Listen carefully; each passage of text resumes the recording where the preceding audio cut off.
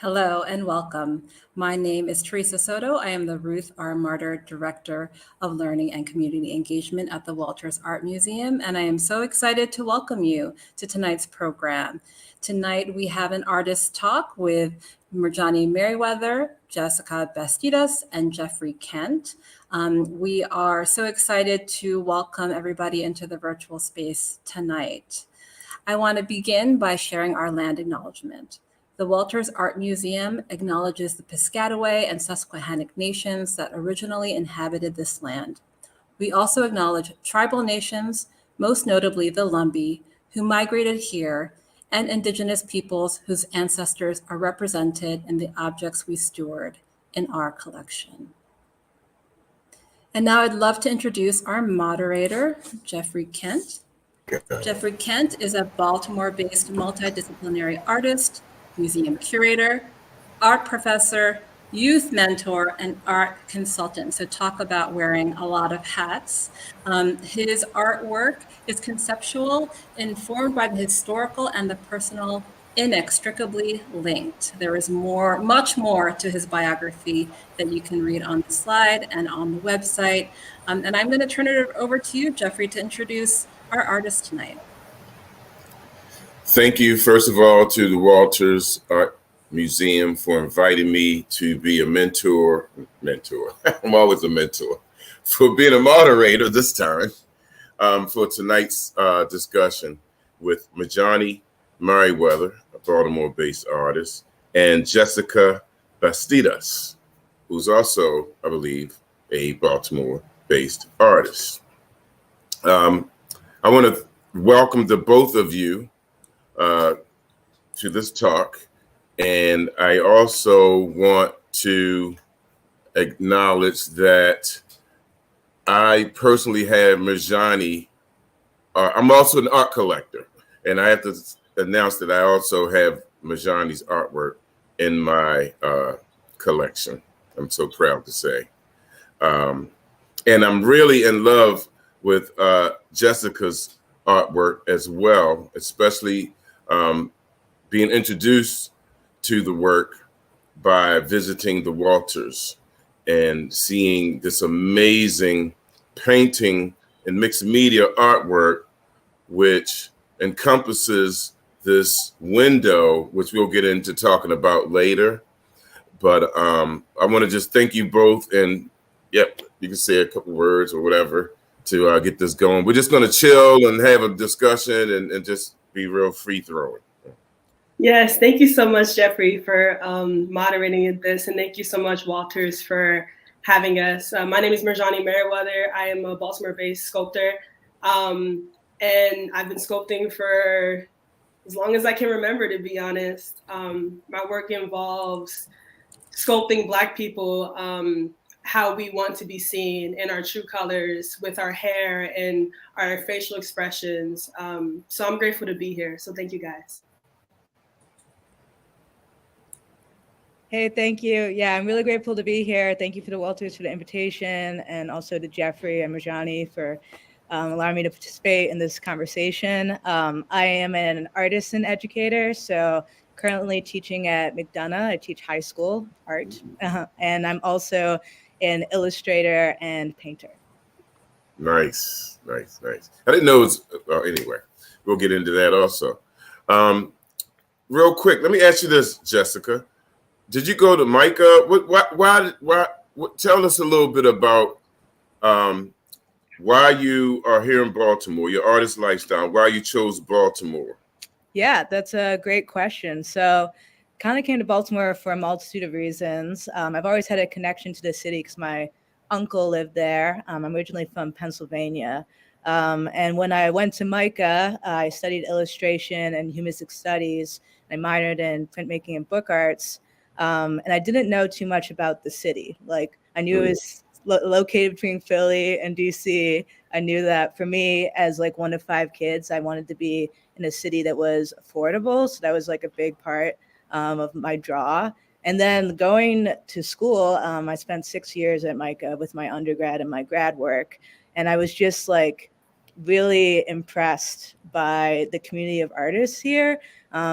for those of you that don't know too much about the arts community in Baltimore, there's really this sense of like acceptance and like a celebration of queerness and eclecticism, and with so much happening politically, with all of the inequity and the issues that artists are constantly engaging in, I think some of that adversity and that like shared trauma actually helped to foster this collegiality between Baltimore-based artists. So it's really like a city where, in my experience, whenever you reach out to another artist or another educator, they're always trying to meet you at a place of understanding and generosity and lift each other up, which is not always how the art scene is. Like sometimes it can be really competitive and cutthroat. So I love that about Baltimore.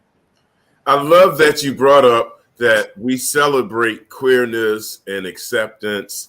And, you know, that's really something that is enriching about Baltimore. I agree with that 100%. 100%. You can really be yourself, your true self. Yeah, definitely. Whatever that self is, yeah. Baltimore is a place to be yourself. There's no doubt about it. No doubt about it. I think Murjoni, yeah. Let's hear what brought you to Baltimore and why are you still here? So same as Jess, really. I came to Baltimore at first because of Micah, and I'm interested to know your year because I actually came in 2014 and graduated in 2018. If you don't mind me, I just want to say we like overlapped a little bit. We did overlap. Yeah, I would have been there when you were there, but like a couple of years ahead of you. Okay. But yeah, I ended up going to Micah I was actually, when I first went, I was undeclared. And I was going for animation, which is fun fact. And I wanted to actually major in ceramics instead because I was doing ceramics back in high school. Like since middle school, I've been doing ceramics. And I'm like, I just want to do what I love to do. So I started looking at schools. Micah was like the place that I fell in love with when I first visited. And I ended up going. There was a strong like Black student body there, and even after I graduated, I stayed in Baltimore because there was such a strong Black artist community and that we were helping each other out. Jeffrey being one of those people who was constantly like being in Black artists' lives, which I appreciate from you, Jeffrey. And then from there, I felt like I just made stronger bonds with these people, and I decided to stay. Nice. I'm so glad that you both are here. And also I need to give a shout out to Joaneath Spicer, who we wanted to join us tonight, but we're having some can't even talk my damn self. I'm having technical difficulties speaking. There's Joaneath. Awesome. The curator of this amazing exhibition, Renaissance and Baroque art. She's the curator of Renaissance and Baroque art. And Joaneath, welcome. Actually, I think you're muted. There you go. I don't know how to unmute. Do you hear me? You're perfect. We can hear you. Okay. I mean, it's hard to imagine myself muted, but I'm sure nobody else can either. So I'm a curator of European Renaissance and Baroque art. But when the collections reopened, after we were down for not only the pandemic, but also because of some problems with our roof, and that made hanging works of art in these galleries difficult. So we wanted to do something special, but what was that going to be? And to me, the most exciting thing that we could do was bring different perspectives, different eyes into the gallery, and sort of try to generate conversations about these works that seem to me really, wanted to talk to somebody from today. It's like they were whispering in my ear, I want to talk to somebody from your time. I want to talk to somebody from your time. So this has worked out wonderfully. So that brings me to a point, and unfortunately, I took this amazing photo of your installation, and I don't think I sent it to your team to upload it, and so I apologize for that. But I think you can explain what I'm looking to hear about, and real specifically, when you walk into one of the galleries, You have Murjoni's Merriweather sculpture, which is one of her from her Grills series. Yes. And the placement of this artwork was very specific. I was very enlightened by having this tour. Thank you again for giving me this tour. It was really like, I felt really like a big shot having a tour by you and discussing, and people walking around hearing you telling me, and they're like, who's this guy? He's getting the treatment. So I really appreciate that. That was so awesome. And talk about the placement of this piece in the center of the room, and maybe we can see the butts of the small piece somehow also. Well, yes, I wish you had that photo you took was fantastic. I wish I had taken it. Oh man, I'm gonna upload that now to Creole.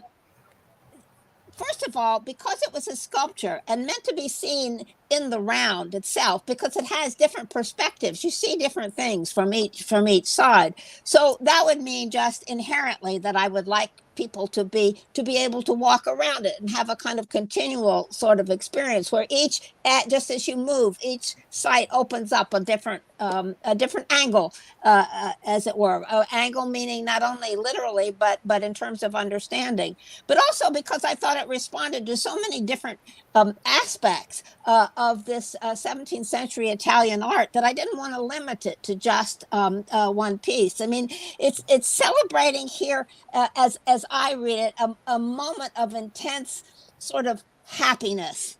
And that's something that the 17th century thought was, you don't, that shows bad personal discipline to express happiness in public, which today we think is absurd. But so this really kind of pushes back at their standards. Strong emotion, you can cry, but you can't look happy. This is crazy. But also the exact place, the exact placement has to do with what the statue, the bust, can see. So there's a bust in the on the screen. It's in the far right middle of the screen. It's a very small image. Hopefully, I just sent an image to. Hopefully you can get that image uploaded. But there's a small bust in the right, small right, and it's looking at Murjoni's artwork. Talk about that. Yes. That little boy has been here. He was installed in 2005 when the galleries were installed, and it's a small bronze bust of a little black boy, a little older than a toddler, but not much more. That was done around 1700, and he's in livery, which is to say, a uniform. Now. And that indicates there's a little medal hanging from around his neck that has a cardinal's hat on it, which would say to somebody of the time, and we assume that it would have been intended to be bought by a cardinal of the Catholic Church, that this little boy is a servant, basically enslaved. And today this may seem almost sick to put a toddler in a uniform of service, but not always then in 1700. And so what I wanted to do, the little boy has, it's a beautiful piece. He's a very handsome child, but he has a very ambiguous expression on his face. And I wanted him, as he seems to be looking out into the room, I wanted him to see the future. And this piece in the middle of the room is the future.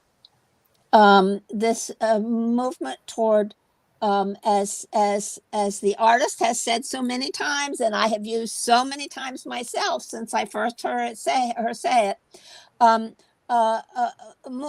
moving toward or achieving normalization.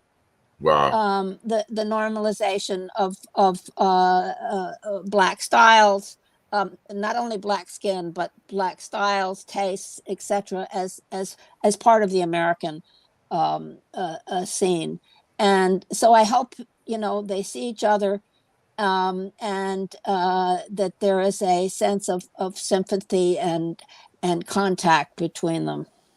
So if you're in the Baltimore area and you have a chance to get to visit the Walters, this is great. We have a great teaser because we don't have an image of the atmospheres that's created with these two artworks. And it'll be very interesting and a great treat to visit the Walters and get to experience what we've just discussed. How does that make you feel, Murjoni? Yes, I actually agree. I was going to say that I feel like the conversation between the little boy bust and my piece kind of talks about, it is, for me, looking into the future, I feel like they are having a conversation. I feel like the little boy is looking at Dan and seeing that he's happy and he's content with who he is and he's able to be who he is 100%. And I feel like nowadays we still have times where we still kind of struggle with, you know, societal standards, but we're still fighting towards that. And we're still fighting towards our normality instead of the normality back in the 1700s. So thank you so much for that, Joaneath, for even like curating that, because I love how they're having that conversation. Nice. And so let's move to Jessica's artwork for a second, just to bring us our conversation into context. I had mentioned the window.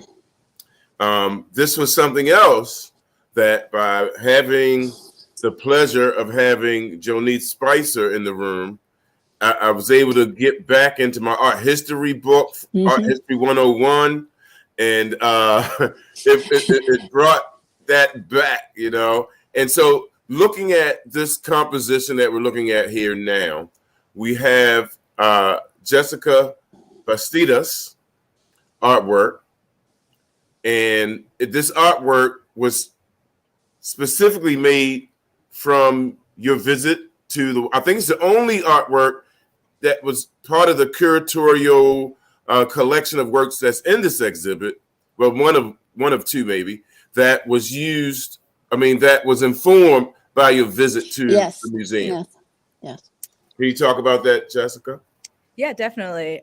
So originally, when Joaneath contacted me, she was interested in a different piece. It had aspects of assemblage, but that piece I'd sold many years ago. And I asked her if I could make a piece instead in direct response to the Filippo Lippi piece, which is the Madonna and Child. And she luckily said yes. And it's actually, my background's in illustration. So I always like the challenge of like working in response to something or within like certain creative parameters. So I knew looking at the piece that I was really drawn to the sculptural frame, and I had explored assemblage before. It's a process that I became interested in when I was in West Africa and the Caribbean doing community arts work with kids, where we'd make like art out of found objects. So I adapted that into my own painting process, but I wanted to use assemblage because there's kind of this beauty to the process where you're wandering, but like with intention, and you find different materials and pieces that speak to you, that kind of have the history and the energy of that space. And I think that some of those layers are still present, like when you put it into the final artwork. And when we're looking at the pieces side by side, I think that like the history and the time are kind of present in both. And what I loved about the composition and the Lippi piece is that they're kind of balancing the Christ child like on the edge of this frame. They almost look like they're going to tumble out towards us. So there's this very like there's this very clear interaction between audience and the artwork, and I wanted that similar level of interaction in my own piece, as if we're kind of gazing out at this scene like through a window, through a frame, and it's just kind of like a slice of like that like everyday life. So that was kind of what I was thinking about in terms of like the use of the window and the assemblage. Wow, I think you knocked it out the park. And one of the other questions I had about this particular work, and I'll ask the same thing of Murjoni before we leave, because I mean, it's just what I do. The thing that crossed my mind when I was in the museum looking at this artwork, I had one thought. Is it available? It is. It is available. Okay. Who would someone contact to discuss availability of your artwork? Right now, people just contact me. I like to Okay. sell directly to the buyer, so you can send me a DM at Bastidas Art on Instagram, or you can email me at jessbastidas@mcdonough.org. Nice. That is an amazing artwork. It's definitely worth a visit to this amazing curatorial collection of artworks. And I believe, if I'm not mistaken, Joaneath, all of the artists that you selected for this exhibition are people of color that are Baltimore based. And not quite. Okay, let's clear it up. Clarity's good. I love clarity. Not quite. I was just looking for good things. I wasn't looking for color. I was looking for things that really spoke to me, and I thought would speak to the issues of the past, this ongoing thread. You know, if you really want to say something about the human condition, there's nothing like the human form to do that with. And if you speak to the human condition, you will speak to the art of the ages. That's the thread that ties them all through. And I mean, and this is Baltimore.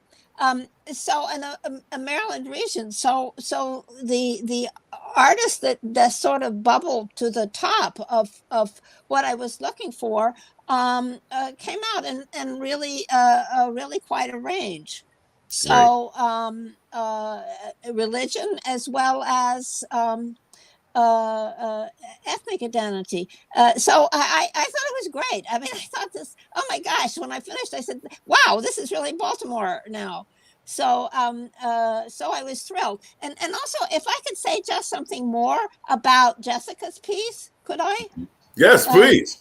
Please. Okay. One of the things that's wonderful about this piece that she did is that so many visitors, you know, it's the emotion in both of these pieces that people respond to. People like all the works in the show, but these are two of the paintings where people have the emotional response, that they feel something has been changed in them in looking at these pieces. And here, the impression that I get here, you have, this isn't a Madonna child, these are two brothers. This concept of unconditional love, which was so important within sort of Catholic devotional pieces that were meant for the home to draw the viewer in and make them feel embraced and loved. I think this is a wonderful example of for today, the concept of unconditional love, and set against this, to my eye, almost, you know, kaleidoscope existence that many people feel like, or maybe even most people feel like they live today. So. And people are just agog at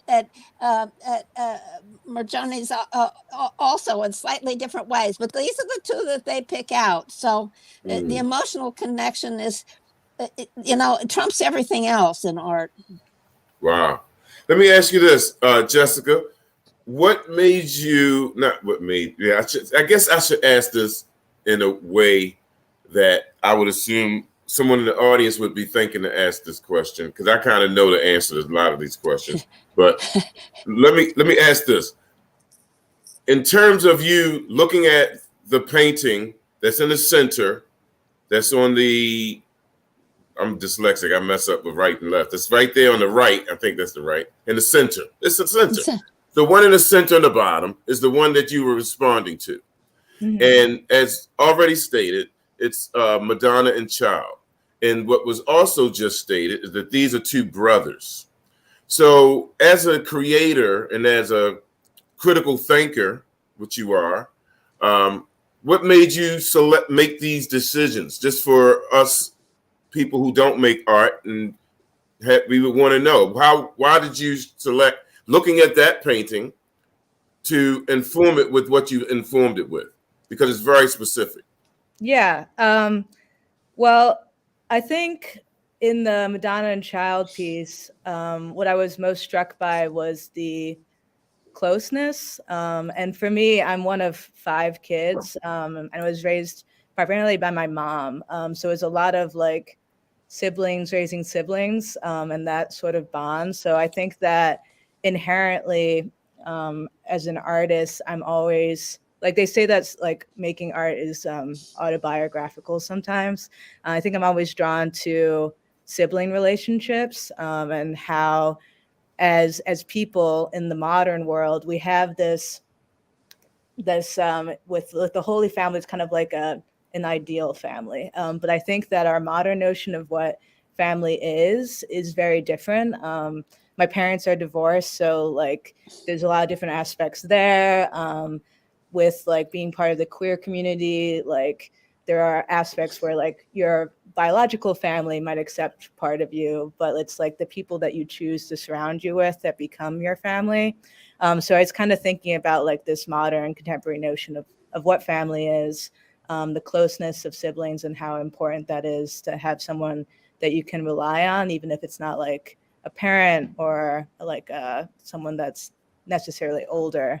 And then with the Madonna figure, it's still present in the painting. So in the upper left in the background, there's a depiction of the Virgin as Our Lady of Sorrows. And you can kind of see like the tears coming down from her face. But in Latinx and Hispanic culture, the Madonna is often depicted as Our Lady of Guadalupe, and she's seen as like a intercessor on behalf of those that are marginalized.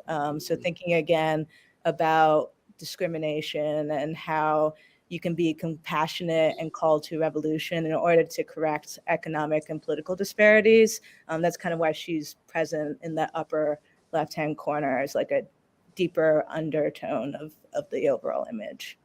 Critical thinker. That's what that means, folks. So artwork, to put it simple, should be more than just a pretty picture. Okay? It should have skill and all these other things that artists have, but it should be more than a pretty picture. Same with Murjoni's sculpture. Can you talk a little bit more, Murjoni, about the self and being your authentic self when we look at your artwork and how you make your series of artworks in general? So a lot of my work actually started with a lot of the self artwork kind of started with See Me. Well, truthfully, it was more so about the Black community as a whole. But recently, I just started work that was more about myself, more personal, and more speaking to myself. So I started making a glitter series that kind of talked about shining through anything, being that star in your own eyes. And then I started working on a resin series, which I didn't put any pictures of the resin series. But lately, a lot of my work has been about self-healing and self-care. And I find that when artists talk about themselves and it's more personal, people tend to relate to it in their own way. So, for instance, I've recently had a solo show at Creative Alliance called The Walk. And that show talked about the process of artists and what we actually go through literally and mentally, emotionally, mentally, all that. And I literally showed the process of the work, but I also showed the process of me journaling and what that may feel like. And it doesn't necessarily talk about just clay all the time, but it talks about today I feel like this. Today I'm feeling sad. This is why I'm feeling this way. And then I'll make work based on that. And then also I do a lot of sketches, which I call them maps, after I do a lot of my journaling. And I just make work based off of that. That's literally how my work has been in the past like 2 or 3 years. So my work has been a lot more personal. And I also wanted, if you guys don't mind, I also wanted to ask Jess, because I really love your take on journaling as well. And I really found that we had a lot of similarities in that, where, well, your journaling is more so like vision, picture based. And I wanted to know a little bit about that as well, because my journaling is more so of writing in words how I feel, rather than pictures. Yeah, no, thanks for that segue. That's perfect. Yeah, I was looking at your sketches and I'm like, yeah, I'm such a big sketcher too. I love this. I would say that actually my earlier sketchbooks were more similar to like what you're doing now, like with like annotations and writing. Then I just didn't consider myself the strongest writer. So I'll keep those thoughts to myself. But with my journaling, I kind of consider like my sketchbook my like most personal work. And in some ways, it just really connects to when I first started making art, it was through drawing. So I think in that way, it's like a place of comfort. But I also think that drawing, my high school art teacher used to say that learning to draw is like learning to see. And I tell my students that because you kind of move through the world and there's so much stimuli and you're surrounded so many different events and you have so many different feelings. But it's rare that we take those opportunities to like really slow down and be deliberate in like how we are interfacing with the world and how we're processing all of that. So for sketching, it like kind of aligns like mind and body and eye, and it allows you to reflect and analyze those experiences that are fleeting. I'm naturally like more of an introvert. So when I travel, sketchbooking gives me a little bit of like an organic way to connect with people. Because when you're drawing or like sitting on the side of a trail or a subway, people come up and they're curious. And I like having those conversations because sometimes we become like travel companions. Other times you're just like there with them for an hour. But in the process of sketching, I think that it allows you to kind of synthesize and keep a record of all those different like pivotal, influential memories that happen when you're experiencing different places or meeting different people. Right. I love that it's like a, I'm sorry, Jeffrey. No, perfect. This is perfect. Keep it going. I love that it's like a form of release. And I always tell people like, there is no right way to journal. Everybody does their own thing differently. My journal is so scattered. Like I have like grocery lists, and then I have like maybe a small little doodle, and then I just have like a list of my feelings. And then another one is like, you know, I read a book and then I have notations on the book. It's like there's nothing is one line. And I think that's why I was so attracted to your journaling, because I was like, wow, this is fire. Number one, it's fire. But number two, it's so different from what I do.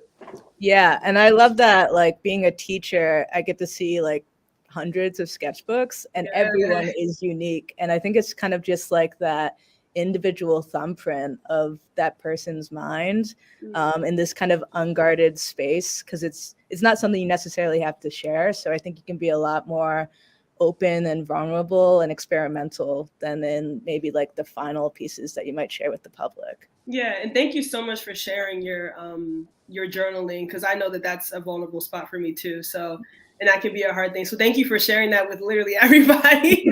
Thank you too. That's so awesome. You have a question for Murjoni, Jess? Yeah. Well, I was stalking you on Instagram, your like images of the process from your show. I just was wondering if you could talk more about like why you decided to do a show that highlights process, and a little about like your reception from the public, and if you think that's going to be something that you continue in future exhibitions. Because I find it, I think that's a reflection again of like Baltimore-based artists and like their generosity and openness to like be able to share and kind of reveal, behind the curtain. Yeah, of course. So the reason why I chose process, well, in general, I wanted to start doing more like transforming a space in order to cater to the feelings of the viewer, right? I want the viewer to feel in a safe space, number one. And I want the viewer to feel calm and at home and not I want them to feel separated from the world, because the world is chaotic right now. We know that there's a lot going on. But the reason why I chose process is because I feel like the process is so important for artists. And I feel like viewers don't get to see that. They just get to see the end product of what we do. And in order to see the process, I feel like it's a gift, you know? So for us to be able to see your journaling, that's why I said thank you, because it's really a gift to the viewer, because journaling is a vulnerable thing. The process is such a vulnerable thing, and people don't really understand what exactly we go through as artists in the process of making.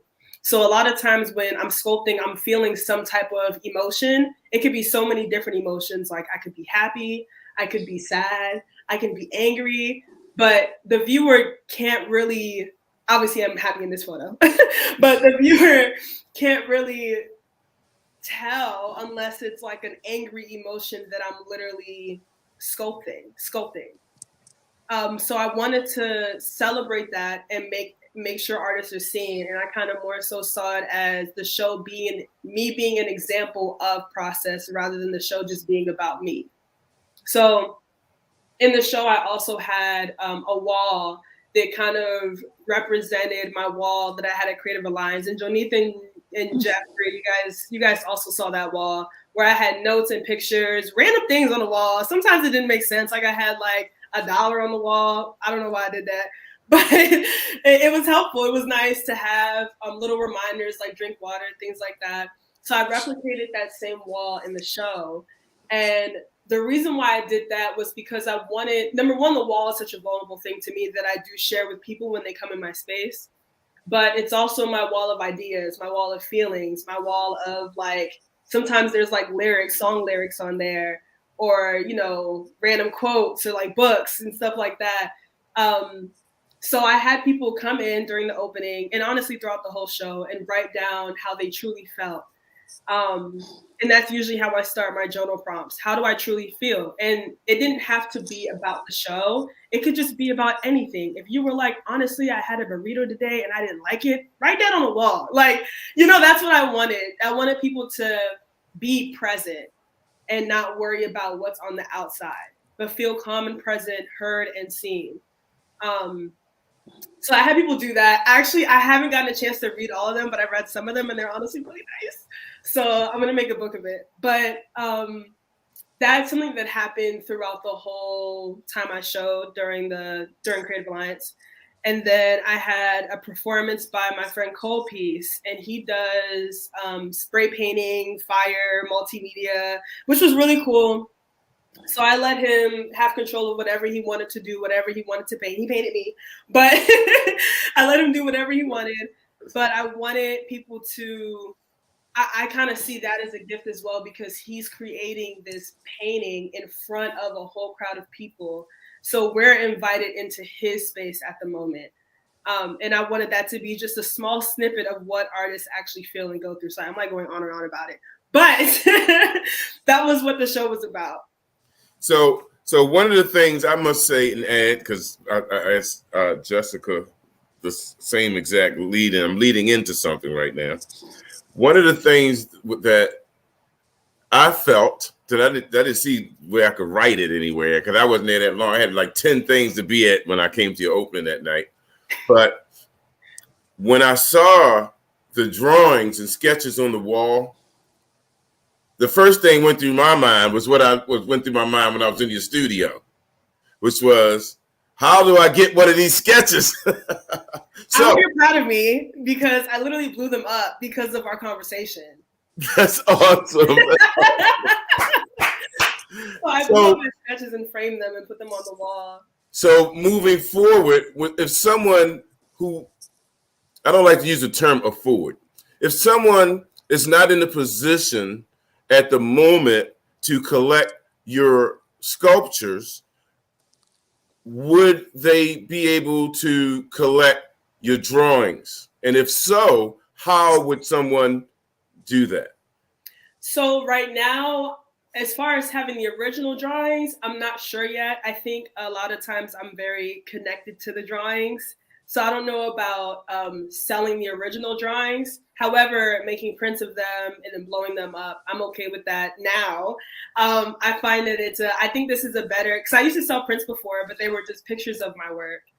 And that's cool, but I think that the drawings to me are more so like maps, and they have a little more personality. Like this one of Angel that's on the right, you can see my brown fingerprints from clay all over the piece, and that's in the blown up sketch as well.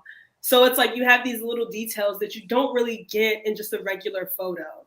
Could you talk a bit about what's the difference? So that's something I always like to educate people about, like a poster versus a print and so forth. So is there a difference in what you're saying when you say you blow it up versus a photo? Because you mentioned a photo and now you're saying blow it up. So let's help, okay, my bad. help us understand. My pieces start on a piece of paper. It's like 20 by, 24 by, what's the number? 24? 30.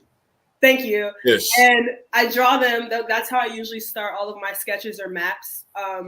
And then I scan them. If I want to blow it up, I'll scan it, and then I'll get it printed out by a printer. Yeah, so they'll print that out, and then I get it framed as well. I get it professionally printed, professionally framed, all that. Nice. As far as poster is more to me. Now, don't quote me because I'm not a digital person. Obviously, I work in clay. I'm in the mud. But a poster to me is more so like less quality. Is that correct, Jeffrey? Yeah, it's just a photo print. Right? It's just a photo print. There's no addition to it. So you can just print them forever and ever and ever and ever and ever and ever. And that's a whole nother conversation that we're not here to have today. We're going to do a different thing. With all of my prints, I also sign them all. So that's how you know that they are official, because they're signed by me. Nice. Nice. So let's see here. How much time? Do we have any questions? Do we have about 15 minutes or so?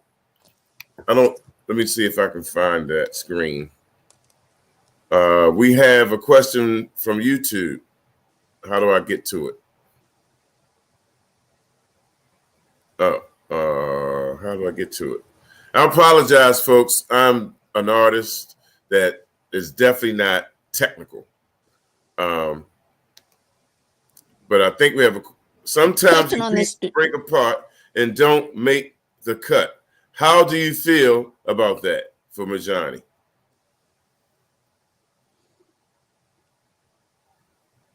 Oh, I think you're muted, or am I frozen? Okay, I know it's me. Sorry. Okay. Hey, Mom. And some of my pieces don't make the cut. Some of them get broken. Some of them explode in the kiln. And most of the time, I don't really like to repair them because I feel like they've had their time, and it maybe wasn't their time at that moment. But a lot of broken pieces I do keep for myself. So in my basement, I have I have like a whole box of broken sculptures. I don't know why I keep them, but something is telling me to keep them. But sometimes it can be heartbreaking when you work on a piece for like 2 months and then all of a sudden it just shatters and breaks. It's heartbreaking, but it teaches me to move forward. That's awesome. I love moving forward. Yes. It's such a gift of the artist lifestyle, right? Absolutely, yes. To be able to move forward. What do you both have coming up? Oh, wait, do we have any other questions? I want to just take all the questions. Do we have another question you can put across the screen? Octavio, our technical genius that's been helping us. Shout out to Octavio.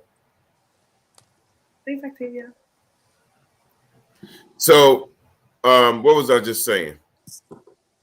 I was asking y'all something.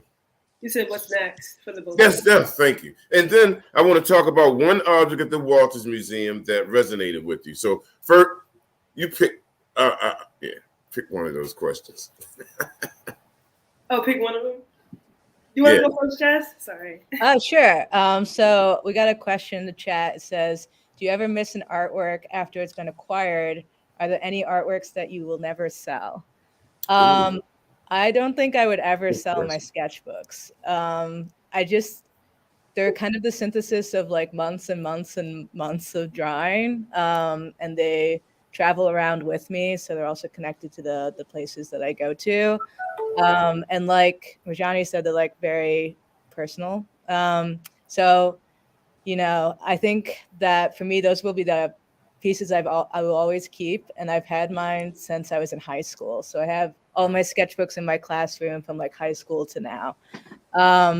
For my paintings and my assemblages, I find that I don't have too much of an issue parting with them because I think most of my enjoyment is in the process of making them, and in the process of reflecting on the memories connected with the different scenes that I create. And after I've kind of worked through that over a couple months making a painting, I wanted to have another life somewhere else where it can be appreciated by other people or different audiences.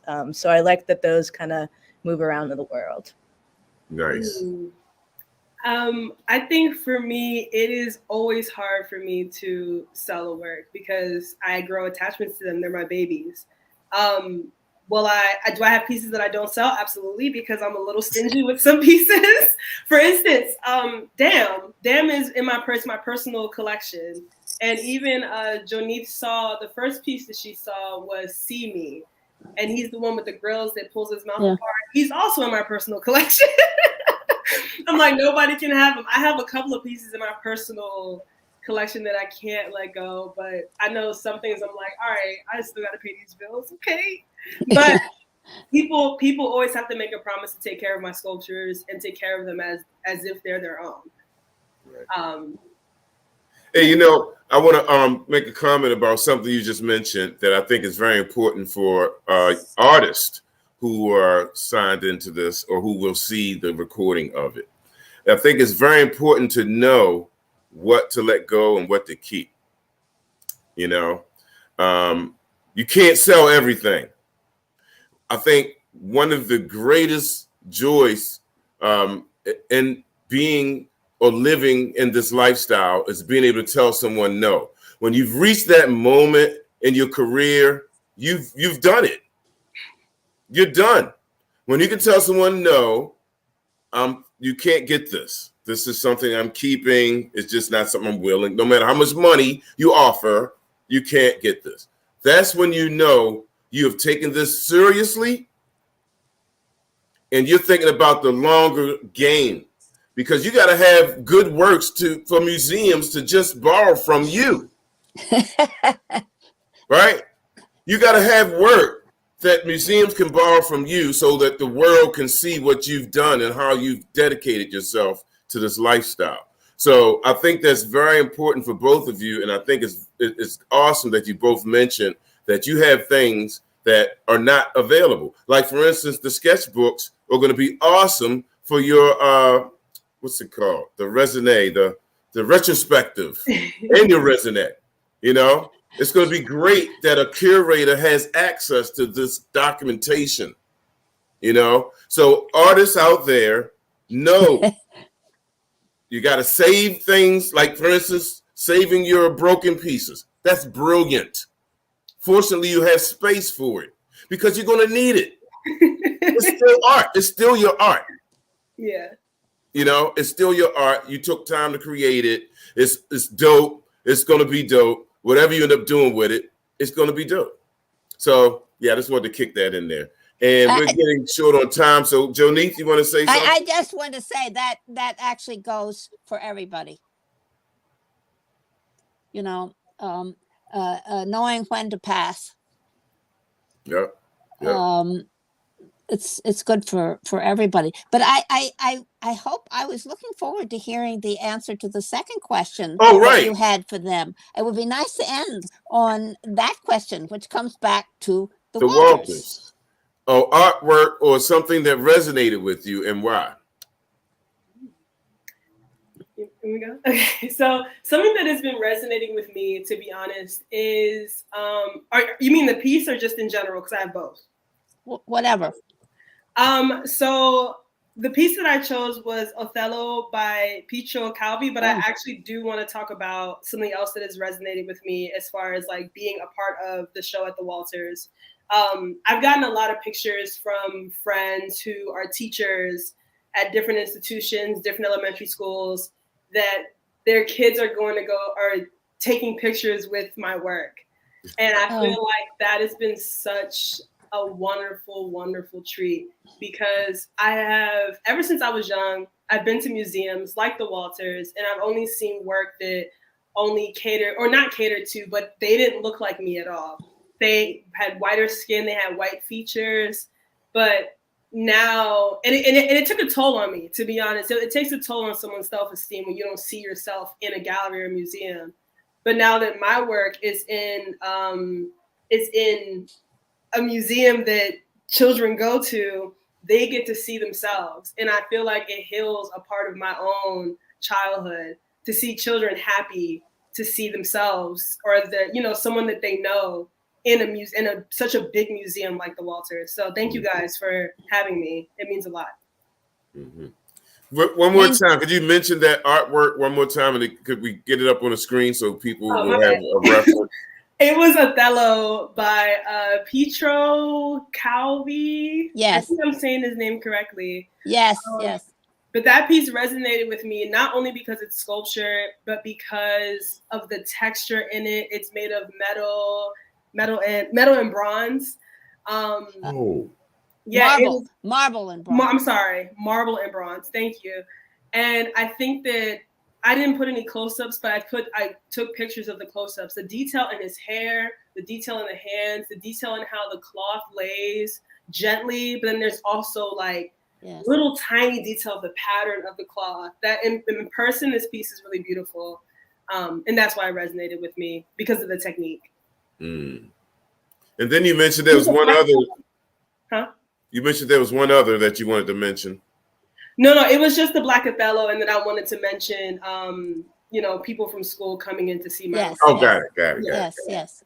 So, Jess, what about you? What resonated with you in the collection? I guess I'll talk about a meaningful experience to kind of mimic off of Murjoni, and then move on to the piece. But I do agree. Like, I think that in a lot of museums, they can be somewhat intimidating spaces because of, unequal representation and accessibility, not only on like color, but also like different sexual orientations or even different levels of ability. So I was really honored to be part of this this exhibition, because I think it's kind of a step that a lot of institutions are trying to be more meaningful about, being more inclusive, which is kind of reflected with all the different artists that are exhibiting. And then they asked me to design a workshop, which was awesome, because my background is in education. And we made this material as memory workshop.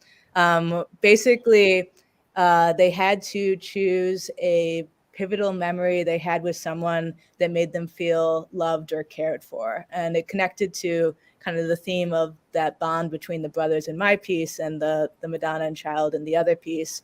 And they had to create a collage, which was like our simplified way of doing assemblage. And the collage pieces that they chose had to metaphorically represent kind of the textures and feelings and smells and sensory experiences associated with that person and that memory. And I teach high school, so my students actually made the prototypes for the lesson, which was really cool. So we had them kind of displayed around the print of my work. And then what I loved was the people coming to visit. It's a free workshop, and they do these every weekend on different themes.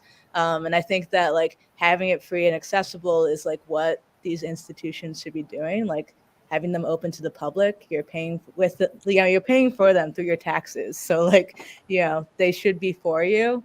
And these people were coming in, and they were all different ages and backgrounds, and they were also families. So I love this like intergenerational art making that was happening between grandparents and grandkids, and having these kind of shared dialogues and experiences through art that allowed them to kind of process these important memories. So I thought that was really awesome. And like some of my students came and they saw their pieces. And then what was really great were the little kids came up and they're like, can I pin my artwork on the board? So they would pin them up, and then their parents would be taking a picture of them having their work displayed in this museum. And I I just think that's kind of full circle, like this idea of it's for the public, it should be reflective of the public, they should be empowered and welcomed in these spaces. And that sort of connects to the artwork that I chose, which is a bust of Benjamin Tucker Tanner. And I was really drawn to this bust from like across the room. I just thought that the face felt really composed and powerful and resolute and dignified. And when I got closer to it, you can see kind of all the tool marks, because it's actually like an in-process work, talking about, process from before. It's not like a finished piece. It's patinaed to look like a finished bronze, but it's really just painted plaster. And I was like, Tanner, and like any relationship to Henry Asawa Tanner. And sure enough, it is his father. And if you know a little bit about Tanner as a painter, he was born in Pittsburgh, Pennsylvania, and I'm also from PA. And his father is pictured here. He was a reverend, and his mother, Sarah, was an escaped slave from Virginia. So she escaped through the Underground Railroad. And his father wanted him to also become a reverend, but Tanner wanted to become a painter, which at that time was extremely difficult. We were very racist environment. Like some of those issues obviously still persisting now, but he was refused a lot of apprenticeships. And then finally he was accepted to PAFA, which is in Philly, and he was taught by Thomas Eakins, and Robert Henry was one of his contemporaries, who was the founder of the Ashcan School. So he was able to go there as the first Black student, which was like one of the things that makes him so important is he was a real trailblazer for a Black artist and artist of color. There's not many of his sculptures, like he's more of a painter, and his most famous painting is The Banjo Lesson. Like some of you might be familiar with it, but it portrays like a grandfather teaching his grandson how to play the banjo. And I always found that painting really powerful because it's upsetting this stereotype of like the minstrel and of a lot of the portrayals of Black people during that time were these like really, crass exaggerations. And that painting is all about like realism and dignity and tenderness and human connection. So I just thought that was really great. And with this sculptor, the sculpture itself, Tanner, his father, actually opened the first independent Black denomination, the African American Methodist Episcopal Church, and he preached in Baltimore and then later in Frederick. So there's like a real local connection there, which is awesome. I know we're out of time, but this is an interesting trivia for all of you. I doubt if anyone knows this. The first banjo was made in Baltimore. The first banjos were sold out of Baltimore, and the banjo is based on an African instrument. And so, yeah, Google banjos history. So I think we're out of time. There may have been one comment or something. I can't read that fast. What was it? I guess we're out of time. Thank you for the Walters. Thank you for the artists. And thank you for joining us. We really appreciate it.